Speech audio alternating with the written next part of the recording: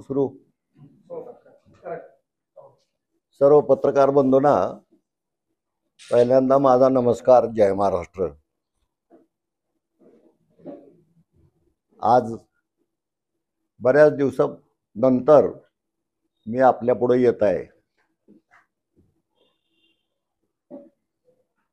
आज प्रेस घेचं मुख्य कारण असं होतं की मी परवा दिवशी शिवसेनेचे प्रमुख श्री उद्धवजी ठाकरे साहेब यांच्या उपस्थितीत यांच्या हस्ते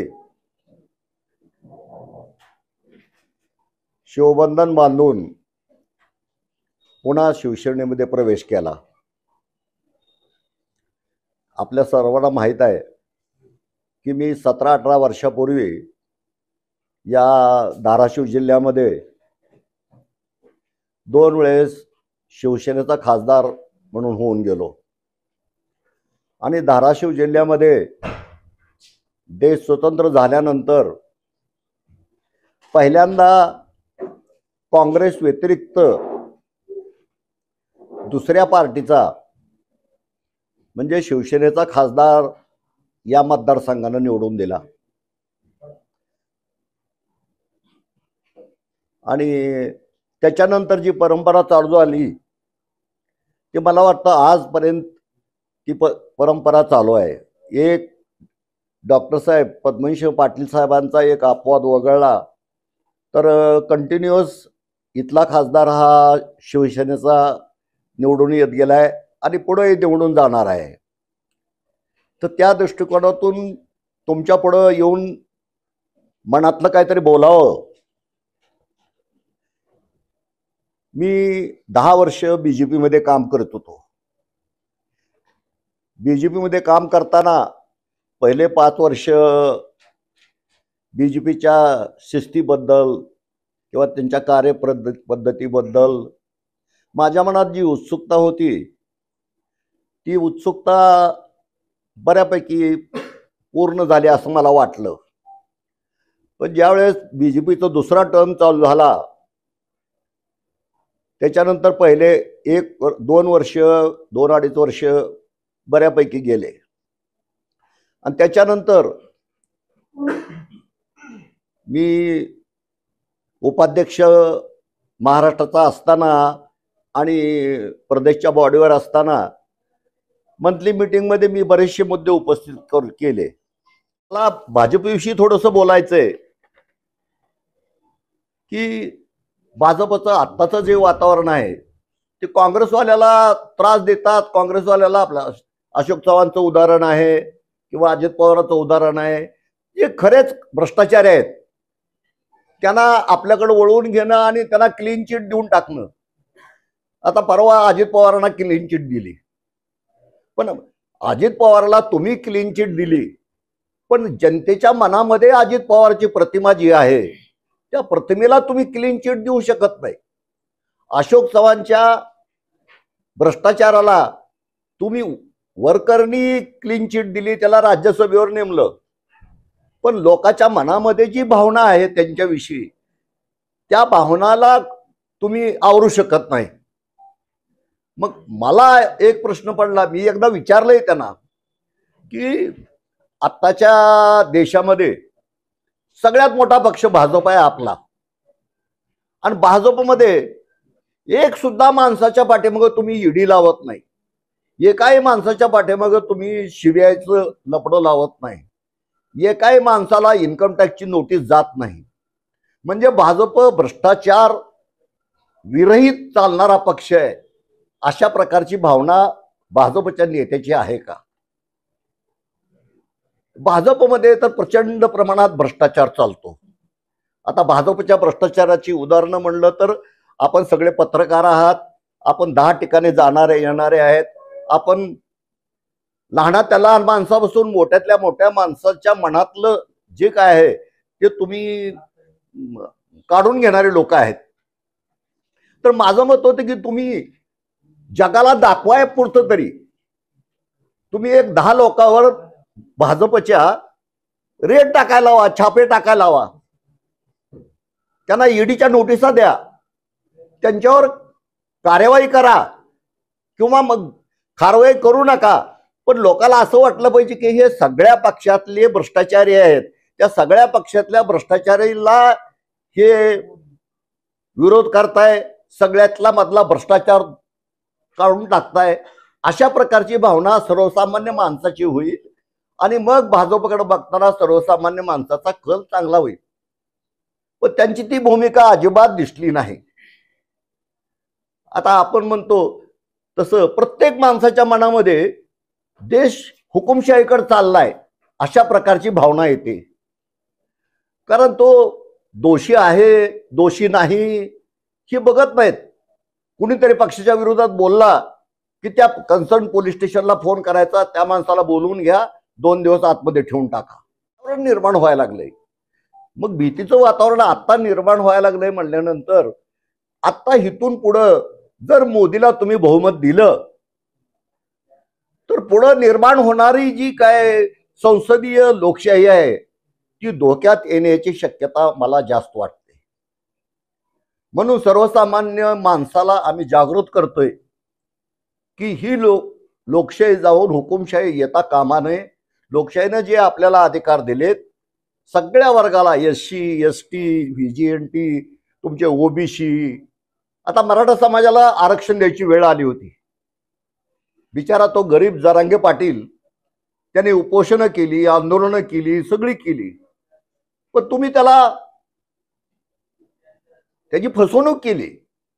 तुम्ही त्याला नवी मुंबईत आला असताना मुंबईमध्ये येण्यासाठी मज्जाव करण्यासाठी मसुदा तयार केला आणि तो मसुदा त्याला दाखवला आणि त्यांना काय ते षडयंत्र ओळखू आलं नाही आणि त्यांनी आनंदानं गुलाल लावला, सगळं झालं. पण एकनाथ शिंदे एक मराठा समाजाचा माणूस, मराठा समाजाचा मुख्यमंत्री, त्याच्या मंत्रिमंडळामध्ये कितीतरी मंत्री मराठा समाजाचे आहेत, कितीतरी आमदार मराठा समाजाचे आहेत. या एकाही आमदाराला, मंत्र्याला, कुणालाही त्याच्यामध्ये बोलता आलं नाही का प्रेशरमध्ये ते बोलले नाहीत हे मला कळून येत नाही. अशा प्रकारची फसवणूक त्या जरांगे पाटलाची केली. वास्तविक आता मराठा समाजाला 10% आरक्षण द्यायचं म्हणल्यानंतर मोदी सरकारला काही सुद्धा अवघड नव्हतं. आता मी लोकसभेमध्ये 2 टर्मला काम केलेला माणूस आहे आणि आत्ताचं मोदी सरकारचं बहुमत जर बघितलं तर 2 मिनिटाचा ठराव झाला असता आणि कदाचित ह्या ठरावाला कुणी विरोधी केला नसता. पण मराठ्याला आरक्षण द्यायचं नाही, मराठ्याला आरक्षण दिलं तर मराठा आणि OBC या दोघांमधली भांडणं कशी काय आपण मिटवणार? या दोघांमध्ये भांडणच लागली पाहिजे. OBC BJPचा खरा मतदार आहे तो OBCचा आहे आणि मराठ्याचा प्रश्न शेतकऱ्याच्या संबंधित येतो. शेतकऱ्याच्या भावाला, कापसाला भाव नाही, तुमच्या सोयाबीनला भाव नाही. आता कांद्याच्या बाबतीमध्ये आता त्याचा आणि मोदींचं महाराष्ट्राचं काय वाकडा आहे देव जाणे. काल परवा पांढऱ्या कांद्याला गुजरातच्या निर्यातीला सवलत दिली आणि ज्यावेळी टीका व्हायला लागली, 2 दिवस टीका झाली आणि 2 दिवस टीका झाल्यानंतर मग आज महाराष्ट्रातल्या कांद्याला परवानगी दिली. त्यांना अगोदरपासून भीती होती की महाराष्ट्रातला कांदा जर परदेशात गेला आणि मध्ये एक दिल्लीचं इलेक्शन झालं होतं, कांद्यानं लोकांना रडवलं होतं, राजकीय लोकांना. अशा प्रकारची परिस्थिती जर निर्माण झाली तर आपलं सरकार जाईल किंवा आपल्याला बहुमत मिळणार नाही, अशा प्रकारची भीती होती. म्हणजे मोदी सरकार सुद्धा कशाला तरी भीतय, मोदी सरकार सुद्धा कशाला तरी भीतय. म्हणजे जनता जनार्दन आपल्याला काम करताना बघतय हे त्यालाही माहित आहे. आता महागाईचं बघा तुम्ही, किती प्रचंड महागाईवर मोदी काही सुद्धा बोलत नाही, अमित शहा काही सुद्धा बोलत नाही. प्रत्येक खेडेगावामध्ये 40-50 युवक, बेरोजगार युवक पडलेले आहेत, ज्यांचं कुणाचं इंजिनिअरिंग झालंय, कुणाचं MA झालंय, कुणाचं BA झालंय, कुणाची फार्मसी कॉलेज झालंय, पण त्यांच्या हाताला काम नाही. जागतिक पातळीवर बाकीचे देश ओरडतात, आमच्याकडं तरुणाची संख्या नाही, आमच्याकडं तरुण हात नाहीत काम करायला, आणि भारताकडं तरुण हात काम करायला आहेत, तर त्यांना मला काम देता येत नाही. मोदी सरकारनं 10 वर्षात त्यांना काम देऊ शकले नाहीत. मग तुम्ही कसली प्रगती करताय? सबका साथ सबका विकास कसली काय? ही घोषणा कसली तुमची? आणि प्रॉमिस करताय अच्छे दिन आएंगे. अरे हे कसले आजचे दिन? आजचे दिनची व्याख्या तरी तुम्ही आम्हाला सांगा. आजचे दिन आले नाही, काय नाही काय नाही काय नाही. तर अशा प्रकारचं राज्य तुम्ही चालवताय आणि लोकाला बोलतो आता 400च्या पार. 400च्या पार कशासाठी जायचं? तर म्हणले जुने कायदे आहेत, ते जुने कायदे बदलायचे. एक गोष्ट तुम्हाला सांगतो, मी आत्ता संसदेमध्ये नाही, पण मी दिल्लीला मध्ये गेलो होतो. मधल्या अधिवेशनामध्ये ह्यानी पुढे चालवणं, आपल्याला हुकुमशाही पद्धत चालू करायची ह्या दृष्टिकोनातून क्रिमिनलच्या कायद्यामध्ये इतके प्रचंड गोंधळ केलेले आहेत. आता 1 जुलैपासून ते कायदे सगळे लागू होणार आहेत. त्या कायद्यामध्ये एखाद्या आरोपीला जर 10 दिवस कस्टडीमध्ये ठेवायचं असेल तर आताच्या कायद्याप्रमाणे ठेवता येतं. पण आता नवीन कायदा जो त्यांनी केलाय त्या कायद्याची भाषा बदलून त्यांनी एका गुन्हेगाराला कस्टडीमध्ये 3 महिने ठेवता येतं. म्हणजे आपल्याला राजकीय रिव्हेंज घ्यायचा असला, राजकीय बदला घ्यायचा असला, तर त्याला कसले तरी कारणावरून 3 महिने जेलमध्ये ठेवायचं. ही कुठली पावलं आहेत? ही राजकारणातली हुकुमशाहीकडे जाणारी पावलं आहेत. आता शेतकऱ्याच्या बाबतीत, शेतकऱ्याकडे माल असला, सोयाबीन शेतकऱ्याकडे असलं की शेतकऱ्याच्या भावाला असतो 3000 4000 भाव, आणि तो व्यापाऱ्याकडे गेला की तो भाव होतो 9000. मग मला काय म्हणायचंय, हे सगळं सरकारच्या हातात असताना, सरकार भाव बांधून देऊ शकत असताना सरकार देत नाही. म्हणजे सरकारला तुम्हाला दारिद्र्यामध्येच ठेवायचंय, तुम्हाला ताकद द्यायची नाही. तुम्हाला ताकद दिली तर तुम्ही ताकदवान व्हाल आणि सरकारच्या विरुद्ध लढू शकाल, ही भावना सरकारच्या मनात आहे. शेतकऱ्याला कधीही बलवान होऊ देणार नाही सरकार. अशा प्रकारची परिस्थिती आज निर्माण झाली. मी तरुणाचं काम दुर्लक्षित असणारा प्राणी आहे, म्हणून शेतकऱ्याच्या बाबतीमध्ये सरकारनं काही केलेलं नाही. शेतकऱ्याला मतं मागायचा सरकारचा कसलाही अधिकार नाही. सेंट्रल गव्हर्नमेंटच्या सरकारला अधिकार नाही, खालच्या सरकारला नाही. खालच्या सरकारमध्ये तर आता गोंधळात गोंधळ सुरू झालाय. आता कोण कुणीकडे जातंय, कोण कोणीकडे जातंय. 3 पक्षाचे 6 पक्ष झाले. तुम्हाला मी आत्ता सांगतो पत्रकाराच्या समोर, लोकशाही इलेक्शन, आपलं लोकसभेचं इलेक्शन संपलं तर मोदी सरकार, भाजप, अजित पवारांच्या पक्षाला आणि शिंदेच्या पक्षाला अक्षरशः हाकलून देईल. आणि 288 जागा, 200च्या 288 जागा भाजप स्वतः लढणार. आणि ह्या पक्षाला म्हणणार तुम्ही तुमच्या लेवलला लढा, आपण इलेक्शन संपल्यानंतर, रिझल्ट लागल्यानंतर मिळजुळ सरकार करू. आणि रिझल्ट लागल्यानंतर बहुमतात बीजेपी आले तर बीजेपी स्वतःच्या बहुमतानं सरकार करणार, ह्या पक्षाचं अस्तित्वच संपून जाणार. अशा प्रकारची भीती आम्हाला वाटते. आता अजित पवार साहेब आणि शिंदे साहेब यांना भीती वाटते का नाही वाटते देव जाणे. तर अशा प्रकारची पोझिशन सध्या देशामध्ये चाललेली आहे. आता काँग्रेस सारखा पक्ष, त्याच्याकडं इलेक्शन मध्ये लढण्यासाठी पैसा नाही. अशा परिस्थितीमध्ये त्याची सगळी बँक खाती गोठवून टाकलेत. म्हणजे त्याला हँडिकॅप करायचं, त्याला चालता बी येऊ नये, पळता बी येऊ नये, काहीच करता येऊ नये, आणि तशा पद्धतीनं तो पांगळा होऊन बसावा. आणि इतराच्या बाबतीमध्ये शरद पवारांना अजित पवारांकडून क्रॉस केला आणि उद्धव ठाकरेंना शिंदेकडून क्रॉस केला. त्याच्यामुळं काय झालं, विरोधी पक्षाचा प्रबळ असा दावेदार कोणी शिल्लक राहिला नाही. आता विरोधी पक्षाचा दावेदार किंवा लोकशाहीला सांभाळणारा माणूस बनलं ना तर आता सध्या मतदार आहे. मतदार राजानं जर यावेळेस सतर्कतेनं पावलं उचलली तर मतदार राजा न्याय देऊ शकतो देशाला. आणि त्यातून सुद्धा आता करोडोची संपत्ती खर्च करून सुद्धा निवडून येणारे लोक आहेत. मग अशा ठिकाणी पैशावर मतदान होतं का पैसा घेऊन सुद्धा दुसऱ्याला मतदान होतं, याच्याविषयीची भावना जी लोकांच्या मनामध्ये आहे ती कळून येत नाही. मतदार पहिल्यासारखं आमच्या वेळेसारखं सरळ मार्गाने बोलत नाही, आडमार्गाने बोलतं. आणि त्यानं आडमार्गाने बोललं कसं बोललं तरी आमची त्या मतदार राजाला विनंती आहे की योग्य प्रकारे मतदान करा, योग्य उमेदवाराला मतदान करा. आणि ही हुकुमशाही चाललेली आहे ती हुकुमशाही देशामध्ये होऊ नये, येऊ नये अशा प्रकारची व्यवस्था मतदार राजानं करावी.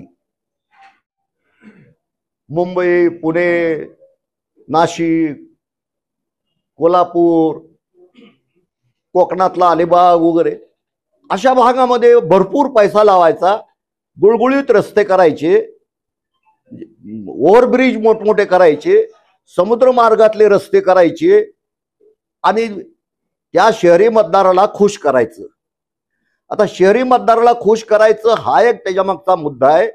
आणि ह्या कामाच्या माध्यमातून जे मोठे मोठे उद्योगपती आहेत त्या उद्योगपतीला पैसा मिळवून द्यायचा आणि त्या उद्योगपतीकडून आपल्या पार्टीला पैसा घ्यायचा, अशा प्रकारची ही एक वेगळी चाल आहे. आता इलेक्ट्रल बॉन्डचं तर आपण सगळे पत्रकार आहेत, आपल्याला माहित आहे. इलेक्ट्रल बॉन्ड दुसरं काही नाही, ज्याच्यासाठी हे लोकांना अटक करतात, जेलमध्ये टाकतात, चौकशा करतात, ती मनी लॉन्ड्रिंग, दुसरी मनी लॉन्ड्रिंगच आहे.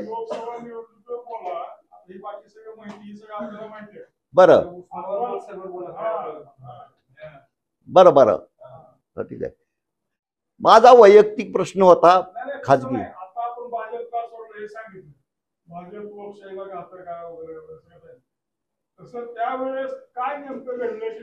माझ्या घरगुती वैयक्तिक कारणामुळे मी सोडली त्यावेळेस शिवसेना. मला चौथ्या वेळेस तिकीटही द्यायला तयार होते ते. शिवसेनेकडे काही दोष नाही, त्याचा दोष पूर्ण माझ्याकडे आहे. हो हो हो हो मी शिवसेनेकडे होतो, काही दिवस मी काँग्रेसमध्ये गेलो, काँग्रेस पक्षातलं वातावरण मी पाहिलं, पुन्हा तिथून मी बीजेपीकडे गेलो, बीजेपीतलं वातावरण पाहिलं मी. आणि सगळं वातावरण बघून पुन्हा परत आपल्या स्वगृही यावं अशा प्रकारची माझ्या मनाची परिस्थिती झाली. त्याप्रमाणे मी शिवसेनेत आलो. अनेक काही नेत्यात खतखत आहे का आपल्याप्रमाणे? भाजपचे नेते काय सोडायचे विचारत आहेत का? भाजप सोडायचं आपल्यासाठी खतखत आहे का पक्षात? काही लोकांनी फोनवर नाराजी व्यक्त केली, असं कोणी आम्हाला हे केलं नाही, पण नाराजी व्यक्त केली काय लोकांनी, सोडायला नको होतं. आणि कमीत कमी इलेक्शन झाल्यावर तरी तुम्ही सोडायला पाहिजे होतं, इलेक्शनच्या अगोदर सोडायला नको होतं. आपण 2 वेळेस खासदार मतदारसंघातून जिल्ह्याच्या विकासासाठी आपण त्यावेळेस काय केलं? मी त्यावेळेस माझ्या फंडात, आम्हाला त्यावेळेस 2 कोटी रुपये फंड होता, आता सारखा 5 कोटी फंड नव्हता. त्या 2 कोटी फंडामधून 6-7 तालुक्याला न्याय द्यायचा. तर ती तशा पद्धतीचा न्याय कुणाला थोडा कमी, कुणाला जास्त काय झाला. पण ठराविक महत्वाची जी कामं आहेत ती कामं मी प्रकर्षाने केली. मागासवर्गीय वस्तीमध्ये आपल्या जिल्ह्यामध्ये दलितासाठी बुद्ध विहार नव्हता. मी कळंबला महाराष्ट्रातला पहिला बुद्ध विहार तिथं कळंबला बांधून दिला. त्या बुद्ध विहाराचं उद्घाटन रामदास आठवले यांनी केलं. तो दुसरी गोष्ट अशी, आपल्या इथं कोर्ट आहे. माझ्या काळामध्ये कोर्टाची अवस्था अशी होती की कोर्टाला, लायब्ररीला आणि वकील लोकांना बसायला हॉल नव्हता. आणि दुसरा महत्वाचा प्रश्न होता की लेडीजसाठी टॉयलेटच नव्हतं. लेडीज वकील किंवा खेड्यातून आलेल्या लेडीज आजूबाजूच्या घरामध्ये कुठंतरी जायच्या, लगेला बसायच्या आणि संध्याकाळपर्यंत त्या तशाच बसायच्या, अशी अवस्था होती. तर मी आमचे मिलिंद पाटील म्हणून त्यावेळेस वकील होते, आहेत आता, तर त्याने मला बार रूम मध्ये नेलं. आणि निंबाळकर साहेब त्यावेळेस सरकारी वकील होते. तर त्यांनी मला फेटा वगैरे बांधायचा प्रयत्न केला. पण त्यांच्या वकिलात मी कुजबूज ऐकली की म्हणले निलंगेकर करू शकले नाहीत, डॉक्टर करू शकले नाहीत, विलासराव करू शकले नाही, हे काय करणार आहे म्हणले, हे साधा माणूस आहे म्हणले. पण काय विषय कुठला आहे हे मला समजलं नाही. मी आत गेल्यानंतर अगोदर संपूर्ण विषय ऐकला. म्हणलं काय विषय आहे, तर असा असा विषय आहे. म्हणलं मी आज तुमचा फेटा आणि सत्कार घेणार नाही. ज्या दिवशी मी तुमच्या हॉलसाठी आणि लेडीज टॉयलेटसाठी केंद्र सरकार कोण परवानगी आणीन त्याच दिवशी मी तुमचा फेटा आणि सत्कार घेईन. त्याच्यानंतर मला 2 महिने लागले. तर ही बाब ही कुठल्याही सरकारी बिल्डिंगसाठी खासदार कोटा वापरता येत नाही अशा प्रकारचा नियम आहे सेंट्रल गव्हर्नमेंटचा. म्हणून तिथं कोर्टात होत नव्हतं. मग मी त्याचे मुख्य राव म्हणून एक अधिकारी होते, त्याच्या मागे 2 महिने लागलो आणि ही स्पेशल केस म्हणून मी करून घेतली आणि त्याचं पत्र घेतलं. पत्र घेऊन मी बार रूम मध्ये आलो.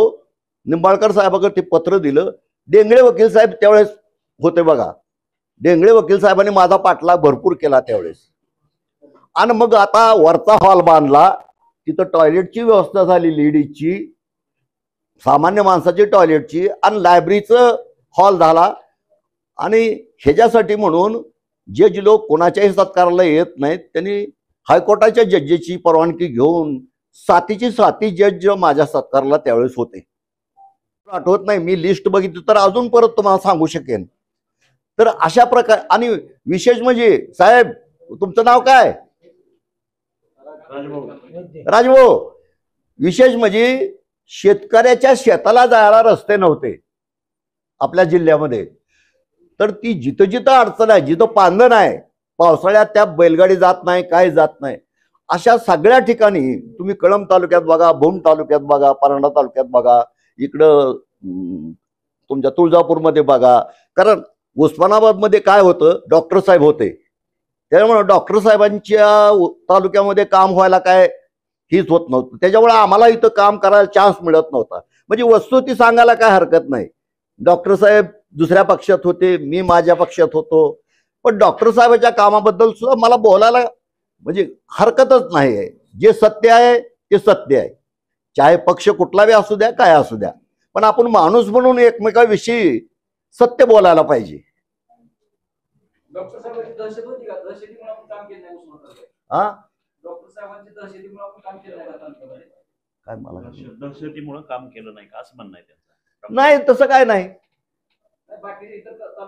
नाही नाही नाही, ते काय होतं, डॉक्टर साहेबांशी मी बोलत होतो. मी मत मागायला प्रत्येक इलेक्शन मध्ये डॉक्टर साहेबांच्या घरी गेलो. आमची शिवसेनेची पोरं घरी जायला भीत होती. मी डॉक्टर साहेबांच्या वडिलाला आणि आईला अर्धा तास बसून त्यांच्या पाया पडून त्यांचं मत विजयी भाऊ म्हणून मला त्यांच्या आईने आशीर्वाद दिला. घरी पेपरला दुसऱ्या दिवशी आलं की शिवाजीला जिजाऊचा आशीर्वाद, योगाकडे त्यांचं नाव जिजाऊ आहे. म्हणजे त्याच्यामुळे डॉक्टर साहेब असू द्या, कोणी असू द्या, मी विरोधी पक्षाच्या माणसाला बोलायचंच नाही, त्यांच्याशी मैत्री ठेवायची नाही, त्यांच्याकडे जायचं नाही, यायचं नाही, हा माझा ट्रेड नाही. उलट विकासाच्या कामामध्ये इथं मी उपळ्याची संस्था आहे राजाभाऊ, इथं उपळ्याची संस्था आहे आपल्या, त्या उपळ्याच्या संस्थेच्या मुलीच्या शाळेसाठी मी फंड दिला होता. आपले ते बाप्पा म्हणणारे, हा, तर नाही नाही, तर माझा एक बाप्पाने काय सांगितलं, खासदार साहेब आपण एक काम करू, तुमचा जरी फंड असला तरी आपण डॉक्टर साहेबांच्या हस्ते उद्घाटन करू. मी एकदम मान्यता दिली. आमचे शिवसेनेचे कार्यकर्ते माझ्यावर भडकले. आम्ही ते डॉक्टर साहेबांच्या हस्ते उद्घाटन केलं मी आणि डॉक्टर साहेब दोघंही स्टेजवर होतो. मला काय म्हणायचं, विकासाच्या बाबतीमध्ये मान अपमान कुणीही धरू नये असं माझं मत प्रामाणिक आहे. मी तुमच्या घरी यायला पाहिजे, तुम्ही माझ्या घरी यायला पाहिजे. आता बार्शीला मी राजकारण करतो, मी राजाभाऊकडे बसतो उठतो, सोपल साहेबाकडे बसतो उठतो, आणि त्या दोघांनाही काय वाटत नाही माझ्या वागण्याचं. मी म्हणलं प्रामाणिकपणे, तुम्हाला पटलं नाही तुम्ही मला सांगा, मी येणार नाही. तुम्हाला पटलं नाही मी तुमच्याकडे येणार नाही. पण विकास किंवा सामान्य माणसाचं एखादं काम असलं, मी लहान माणसाचं शेतमजुराचं काम असलं तर सोपल साहेबाकडे उठून जायचो, साहेब ते गरीब माणूस आहे आणि त्याचं काम झालं पाहिजे. हा लीड किती मिळाल मग? आता मी दोनच दिवस झाले त्या पक्षाची परिस्थिती बार्शी तालुक्यातली बघितली. मी आता ह्या प्रेसवर थांबणार नाही. मी अजून 8 दिवसानं तुमच्याकडे प्रेस घेणार आहे. तर त्या प्रेसमध्ये मी सगळ्या तालुक्याचा अभ्यास करून तुम्हाला सांगतो.